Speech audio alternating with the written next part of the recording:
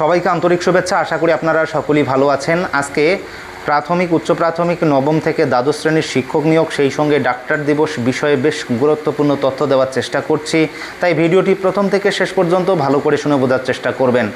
আপনারা সকলেই জানেন যে প্রাথমিকের শিক্ষক নিয়োগ বিষয়ে সবথেকে মহাগুরুত্বপূর্ণ মামলার আজকে হিয়ারিং হয়েছে মহামান্য কলকাতা হাইকোর্টে।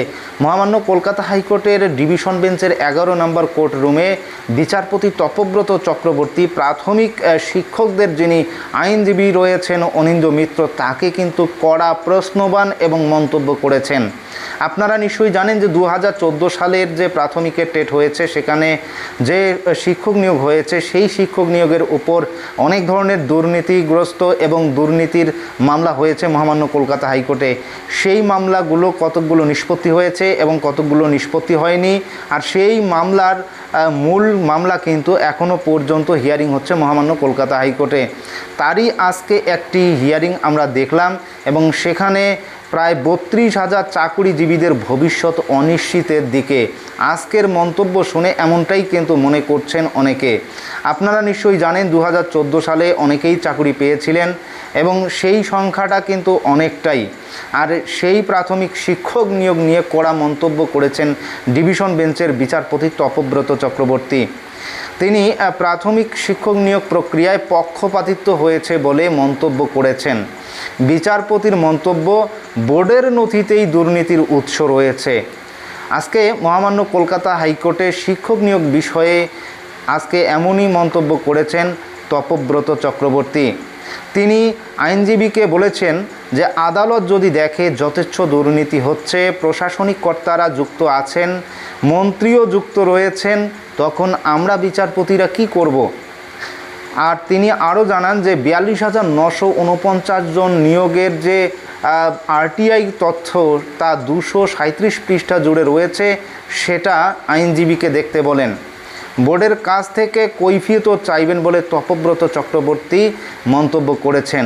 মোট কথা, ভীষণভাবে আজকের এজলাসে মন্তব্য করেছেন বিচারপতি তপব্রত চক্রবর্তী।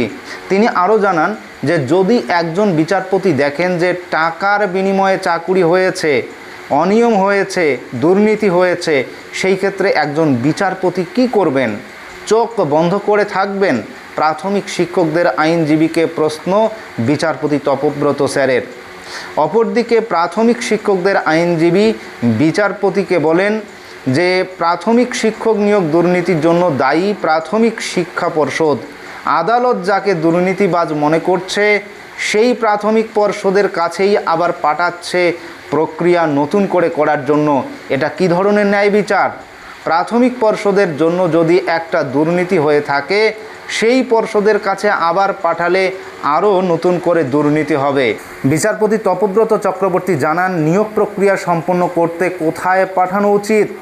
উত্তরে শিক্ষকদের আইনজীবী অনিন্দ্য মিত্র বলেন, অন্য কোনো সংস্থার কাছে।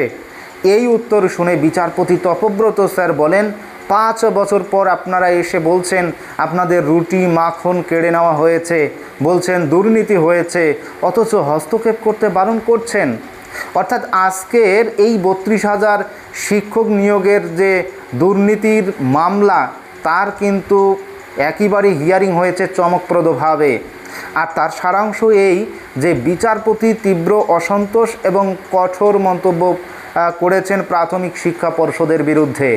বিচারপতির মন্তব্য, পক্ষপাতিত্ব হয়েছে, দুর্নীতি হয়েছে, যার তথ্য বোর্ডের নথির থেকেই আসছে। আজ কলকাতা হাইকোর্টের ডিভিশন বেঞ্চের বিচারপতি তপব্রত চক্রবর্তীর দুর্নীতির বিতর্কের মন্তব্যে তোলপাড় রাজ্য তথা দেশ।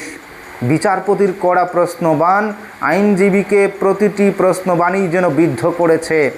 দুর্নীতির আত্মা যেন প্রশ্নবাণে বিদ্ধ হয়েছে। বিচারপতি মামলার দীর্ঘসূত্রিতা সম্পর্কেও মন্তব্য করতে ছাড়েননি। কেন দীর্ঘসূত্রিতা এই মামলায়, এই প্রশ্নও কিন্তু করেছেন। এই ছিল আজকের সবচেয়ে এবং গুরুত্বপূর্ণ চমকপ্রদ ডিভিশন বেঞ্চের ভরপুর এজলাস।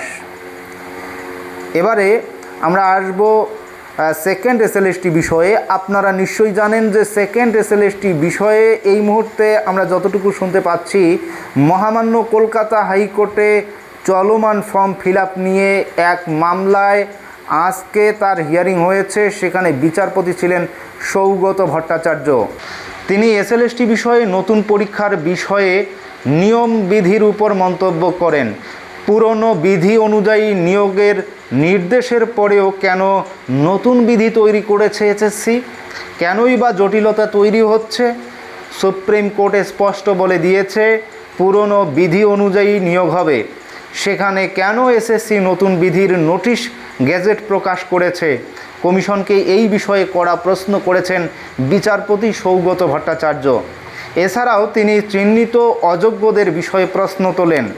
তিনি বলেন, এসএসসি চিহ্নিত অযোগ্যদের নতুন নিয়োগে অংশ নিতে দিল কেন?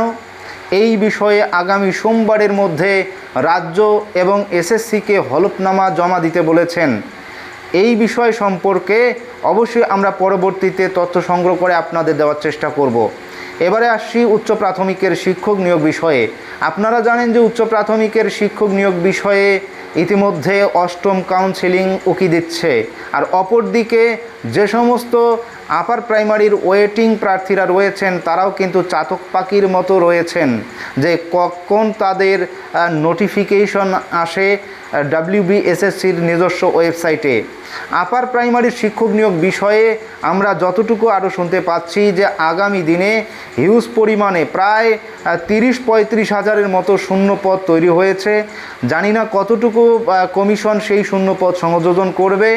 সেই শূন্যপদ সংযোজন করে যে সমস্ত আপার প্রাইমারির প্রার্থীরা ইতিমধ্যে টেট পাস করেছেন তাদের ট্রেনিংটাকে আপডেট করে নতুন একটা নিয়োগ প্রসেস চালাতে চাইছে, এই বিষয়টুকু কিন্তু আমরা এই মুহূর্তে শুনতে পাচ্ছি।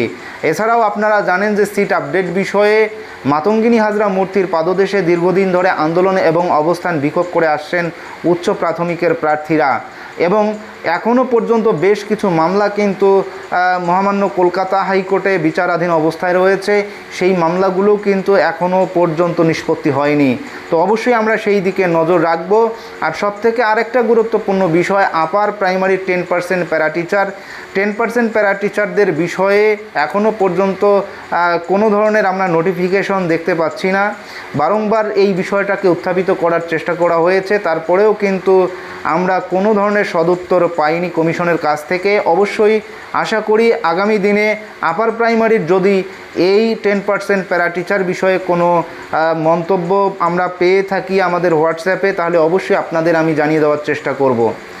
এরপর আসছি আজকের সবথেকে একটা গুরুত্বপূর্ণ মুহূর্ত, সেটা হচ্ছে ডাক্তার দিবস।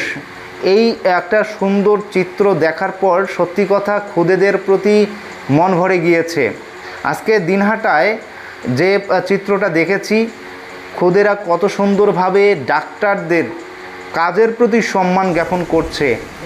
তো এই মুহূর্তে আপনারা যে চিত্রটি দেখতে পাচ্ছেন, দিনহাটার গোপালনগর MSS হাই স্কুল এবং কিডজি স্কুলের খুদেরা ডক্টর উজ্জ্বল আচার্যকে একেবারে ডাক্তার দিবসের শুভেচ্ছা জ্ঞাপন করছে। সত্যি যেখানে ডাক্তারেরা মানুষের কাছে ভগবান হয়ে আসেন, মানুষের কাছে সৃষ্টিকর্তা হয়ে আসেন, সেই সমস্ত ডাক্তারকে বা সেই জাতীয় ডাক্তারকেই কিন্তু সম্মান জ্ঞাপন করে। তো আমরা এই মুহূর্তে যে প্রতিচ্ছবিটা দেখতে পাচ্ছি দিনহাটার ডক্টর উজ্জ্বল আচার্যজি, তাকে কিন্তু সম্মান জ্ঞাপন করছে, শ্রদ্ধা জ্ঞাপন করছে, ডাক্তার দিবসের শুভেচ্ছা জ্ঞাপন করছে খুদেরা।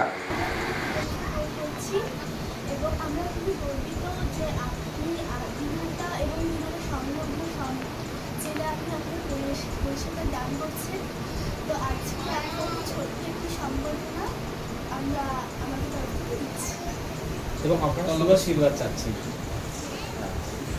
আমার সব থেকে বড় উপহার এটা আজকে। আর ওই যে পরিশোনা কি লেখা আছে, প্রীতি পরিশোনা। On the occasion of Doctors' Day 2025, token of gratitude and admiration to Dr. Ujjwal Acharya, eminent doctor, writer and cultural personality, by courtesy Gopalnagar MSS High School, Dinhata, Kojpur. Thank you. সুবিধা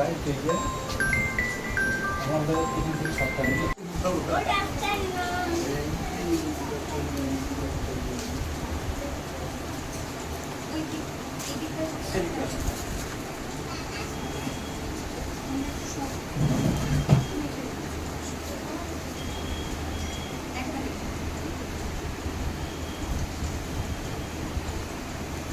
Do you clap everybody? Yes.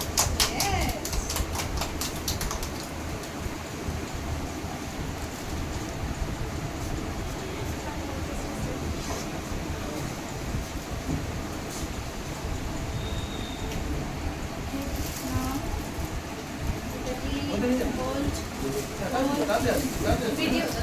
Video Okay. Tinted.